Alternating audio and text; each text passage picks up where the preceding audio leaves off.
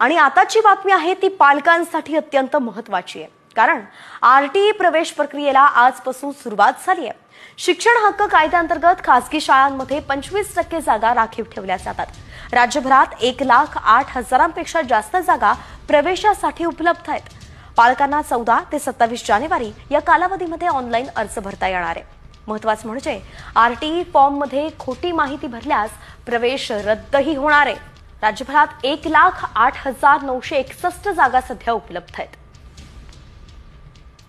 आणि student.maharashtra.government.in/adm/portal या वेबसाईटवरती तुम्हाला अर्ज करायचा आहे।